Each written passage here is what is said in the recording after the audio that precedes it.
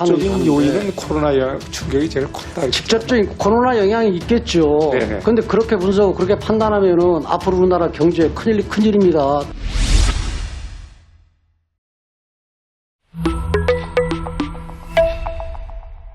전 세계에 유례없는 코로나 사태가 터지면서 당연히 여러 국가들에게도 이 코로나는 많은 정치적인 영향까지 불러왔는데요. 대표적으로 미국 같은 경우 사실상 트럼프 전 대통령의 재선 실패에도 많은 영향을 줬습니다. 트럼프 전 대통령은 아메리칸 퍼스트를 외치며 동맹국에게 비난을 받을 만큼 자국의 이익을 대변해왔죠. 그 와중에 우리 대한민국이 방위비 분담금 부담이 커지면서 피해를 본 것도 사실입니다.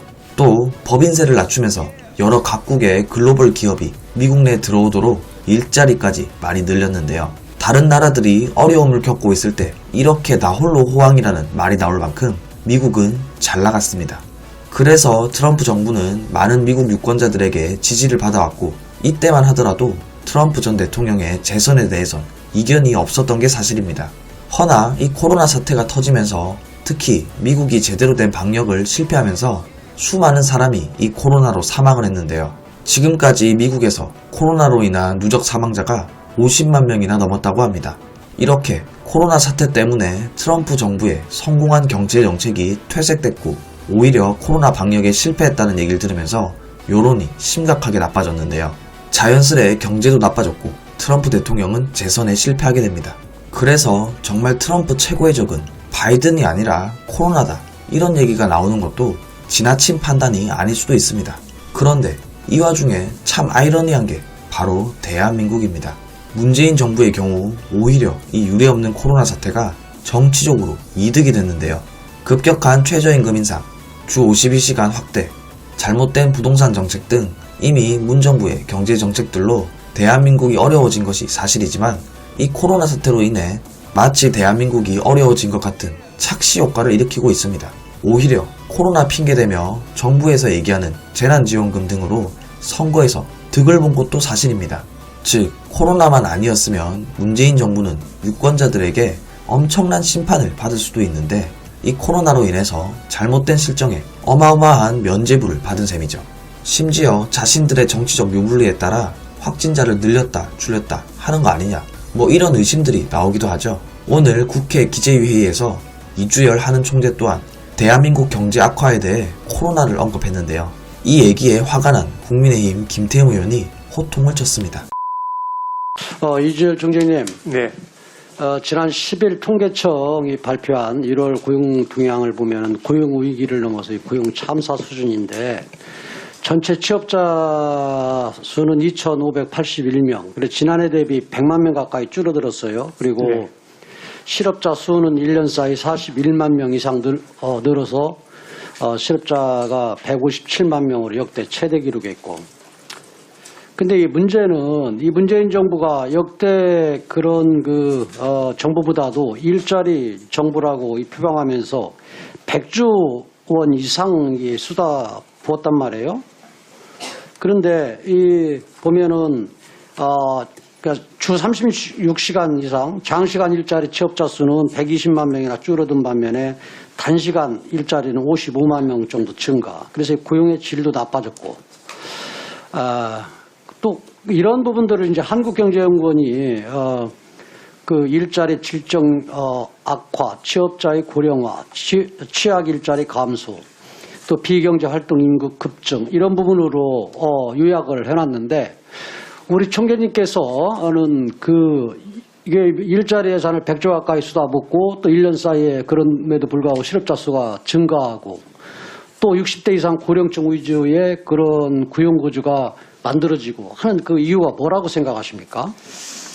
네, 사실상 이것은 어쨌든 코로나 충격의 영향이 어떻게 보면 대단히 컸다는 것을 이제 반증합니다. 그 위원님께서 이제 여러 가지 지적하신 데이터도 보면 주로 그 타겟이 된 피해를 입은 쪽은 바로 그 대면 서비스 업종에 종사하는 사람들. 이런 사람들이 대부분인 걸 보면 그건 결국 아니 그렇게 판단하고 우리 총재님 그렇게 분석하시면은 안 되죠. 그렇게 해서 어떻게 지금 우리나라 경제 그런 정책을 어떻게 보면은 맞물려서 아니, 하는 직접적인 하는데 요인은 코로나 충격이 제일 컸다. 이렇게 직접적인 코로나 영향이 있겠죠. 네네. 그런데 그렇게 분석하고 그렇게 판단하면은 앞으로 우리나라 경제 큰일입니다. 우리 저 총재님이 그렇게 생각하시면은 코로나 문제도 있지요, 요인이. 네네. 하지만 가장 큰 문제는 제가 볼 때는 이게 지금 수조 원 들여서 일자리 만들겠다고 하는데 쓰레기 줍기라든가 아니면 단기 가짜 일자리 이런 것만 만드는 그런 부분들도 있고 네. 또 하나는 급격하게 최저임금 인상이라든가 네. 아니면 주 52시간 확대 그리고 또 무조건적으로 정규직화를 시킨다든가 하는 이런 문재인 정부의 정책 실패하고 코로나 같이 맞물려서 그러는 거지 지금 코로나만 얘기를 하시면은 올바른 경제 정책을 입안을 네. 하고 한을 제대로 이끌어갈 수 있겠어요? 그런 판단이라면? 지금 말씀하신 대로 최저임금 인상 같은 것도 고용에 물론 영향을 줬죠. 제가 그것을 부인하는 게 아닙니다. 근데 이렇게 거의 지금 아까 지적하셨듯이 그리고 지금 3년간 지금 실업자 수가 늘어나고 그렇게 100조 가까이 쏟아 부었음에도 불구하고 네네. 네. 이 코로나로 인해서 그랬다라는 부분을 주 원인으로 삼으면 안 되죠.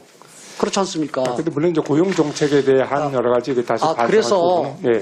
총재님 그래서 지금 이 고용 정책에 대해서 제가 좀 말씀을 드리려고 그러는데 네. 지금 이제 각국 은행이 이제 그 물가 안정이라든가 이런 부분들이 주 목표로 했는데 네. 이제는 이제 고용 주 책무로 이제 고용을 네. 이제 채택하는 나라들이 많이 생겼어요. 그래서 우리나라도 지금 우리 한국은행도 지금 고용을 이제 기관의 목표로 세우겠다라고 하는데 네. 그런데 또 한쪽에서는 또 한은의 기존 입장이 이 고용 안정화하고 물가 안정화하고 상충된다. 그렇기 때문에 한은의 실질적인 또 정책 수단이 없다. 이런 얘기들도 나오고 그러거든요. 네. 그래서 그 입장을 정확히 좀 이 자리에서 좀 말씀해 네. 주시죠. 지금 현재 고용 안정의 중요성은 저들도 더 이상 강조할 필요가 없을 정도로 중요하고 의원님들도 아마 그런 취지로 고용이야말로 가장 그것이 중요한 정책 목표가 되어야 한다는 취지로 아마 한은의 목적의 고용 안정을 추구하자는 그런 발의를 하셨고 저도 그 점에 대해서는 취지는 공감은 합니다. 그거에 대해서 반대하는 거 아닙니다. 아까 취지에서 공감을 한다면은 네. 이제는 뭔가 이 정책적인 이 패러다임 전환을 시켜라 네. 하는 그런 주문을 좀 드리고 싶습니다. 네. 네, 그리고 지금 우리 존경하는 김수홍 의원도 질의하시고 그다음에 유성걸 의원도 질의를 하셨는데 지금 이제 제4차 재난지원금 그래서 이 부분은 이제 그 소상공인이나 자영업자들 네. 영업 제한이라든가 이렇게 해서 어려운 이런 사람들 손실보상을 좀 하자 이런 틀로서 이제 추경을 좀 하기로 했는데 추경이 다 이게 지금 그 정부 여당이 지금 생각하는 그런 방안은 10조가 넘고 20조가 넘고 심지어 30조까지 얘기하는데 이걸 국채 발행을 해서 하겠다 이런 방향으로 가고 있고 지금 이제 이 한국은행에서 이제 국채 발행을 이제 직접 매입을 한국은행에서 매입을 부담해라.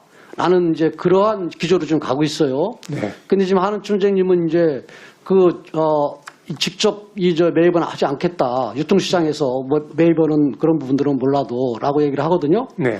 그런데 이 유통시장에서 매입을 한다고 그 부분도 내가 지켜질지 모르겠고 정부 여당이 그렇게 억지 쓰고 또 계속 강요하면은 우리 그 스탠스를 우리 총재님이 갖고 계속 끝까지 갈지 홍남기 총재처럼 또 이렇게 꼬리 내릴지 그게 또 의문이에요.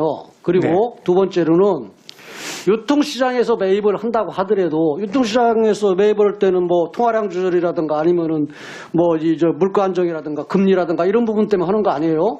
근데 이렇게 많은 그 액수가 쏟아져 나올 때에는 네. 저는 문제가 있다. 네. 저는 보거든요.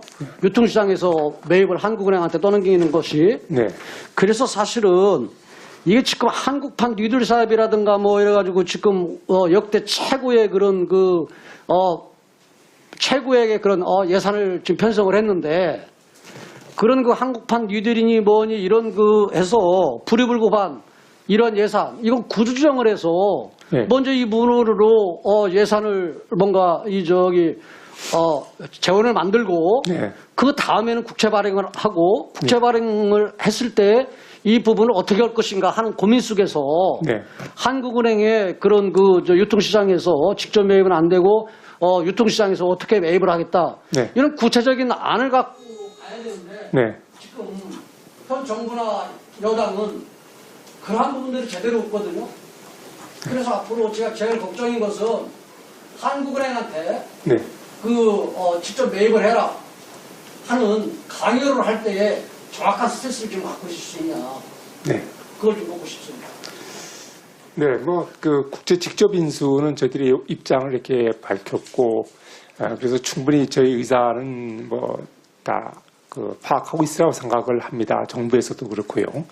그래서 그거는 이제 저희들이 아마 상황을 더 지켜봐야 되겠습니다. 그리고 지금 말씀하신 대로 국채 발행을 하기 앞서서 재원을 어떻게 조달할 것인가, 예를 들면 지출을 조정한다든가 하는 그런 노력도 당연히 재정 당국이 또 하리라 보고, 하여튼 그 문제는 저희들이 의원님의 지금 우려는 저는 충분히 이해를 하고 있고요. 저도 그 상황을 지켜보고 또 필요한 의견이 있으면 저희들이 정부하고 이렇게 교감해 가면서 대응토록 하겠습니다.